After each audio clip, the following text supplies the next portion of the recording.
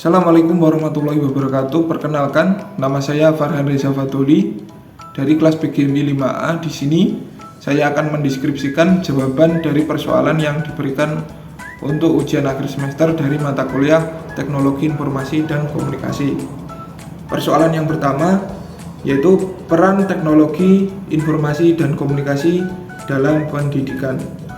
Penggunaan teknologi informasi dan komunikasi dalam pembelajaran sangat membantu dalam proses pembelajaran karena seorang guru tidak harus kesulitan untuk memvisualkan apa yang dibawakan dalam materi. Alangkah tetapi dengan pemanfaatan teknologi informasi dan komunikasi, seorang guru akan mudah menyajikan hal tersebut tanpa perlu memberikan contoh secara langsung dalam bentuk apapun dalam proses pembelajaran.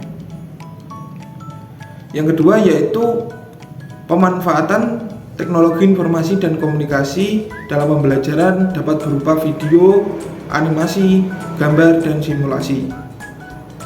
Persoalan yang berikutnya, pembelajaran berbasis e-learning. E-learning atau electronic learning adalah proses pembelajaran yang menggunakan teknologi digital seperti internet, perangkat lunak, dan platform pembelajaran online untuk menyampaikan materi pembelajaran dan interaksi antara pengajar dan peserta didik. E-learning dapat dilakukan melalui berbagai format seperti kursus online dan ujian elektronik. Dengan menggunakan e-learning, peserta didik dapat mengakses materi pembelajaran kapan saja dan di mana saja. Adapun kelebihan dan kekurangan penggunaan e-learning dalam pembelajaran. Yang pertama yaitu kelebihan. Yang pertama, akses ke beragam sumber daya. Yang kedua, pembelajaran lebih mandiri. Yang ketiga, penyajian materi lebih variatif. Terus yang berikutnya, kekurangan. Yang pertama, keterbatasan interaksi sosial. Dan yang kedua, ketergantungan pada teknologi. Dan yang ketiga, kurangnya motivasi dan kedisiplinan pada peserta didik. Persoalan yang berikutnya adalah desain media pembelajaran digital. Yang kerap kita ketahui pada desain pembelajaran digital adalah penggunaan storyboard. Storyboard merupakan suatu media pembelajaran yang dikemas menggunakan video yang berisi di dalamnya menggunakan animasi ataupun media pembelajaran lainnya. Adapun aplikasi yang dapat menunjang terbentuknya storyboard, yang pertama Canva. Di sini kita bisa memperoleh grafis atau animasi-animasi yang mau kita berikan pada video-video tersebut. Dan yang kedua, TikTok. Di sini kita memperoleh background ataupun suara-suara yang akan kita berikan pada storyboard yang akan kita tampilkan. Yang ketiga yaitu CapCut. Di sini kita akan mengedit bagaimana video alur tersebut akan tersusun secara rapi. Dan yang berikutnya yaitu pembelajaran dengan penggunaan storyboard di dalam pembelajaran akan efektif dengan penggunaan media storyboard untuk memperkuat pemahaman peserta didik. Meski durasi pun video tidaklah lama, guru sudah memberikan pengalaman yang bermakna untuk peserta didik di dalam proses pembelajaran dengan menggunakan storyboard. Persoalan yang berikutnya, pemanfaatan aplikasi pendukung pembelajaran. Seperti yang saya jelaskan tadi, ini berbagai macam aplikasi yang dapat mendukung pembelajaran.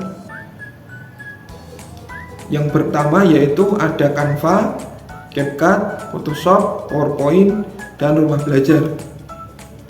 Yang pertama yaitu Canva. Fungsi utama dari aplikasi Canva adalah untuk mendesain berbagai jenis konten visual dengan cara mudah dan tepat. Aplikasi ini memungkinkan pengguna baik yang berpengalaman maupun pemula untuk membuat desain grafis seperti poster, presentasi, infografis, media sosial, logo, dan lain-lainnya. Peroleh animasi-animasi yang kita perlukan dalam pembuatan video yang telah saya jelaskan tadi.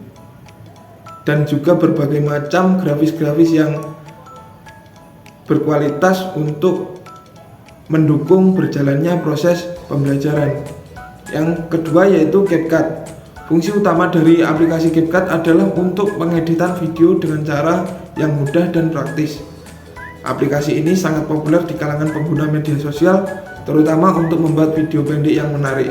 Nah, aplikasi CapCut ini sudah biasa digunakan dalam dunia maya, tentunya pada konten kreator yang berada di TikTok maupun di YouTube, menggunakan aplikasi CapCut ini untuk mengedit video-video yang telah di-upload pada konten kreator. Maka dari itu, penggunaan storyboard bisa saja digunakan dengan menggunakan CapCut tersebut. Yang ketiga yaitu Photoshop. Fungsi utama dari Adobe Photoshop adalah untuk mengedit dan memanipulasi gambar digital secara profesional. Photoshop banyak digunakan oleh desainer grafis, fotografer, ilustrator, dan profesional kreatif lainnya. Di sini kita bisa menggunakan grafis-grafis yang disukai oleh anak-anak untuk bahan dari elemen-elemen yang kita akan gunakan di dalam pembuatan storyboard. Yang berikutnya yaitu PowerPoint.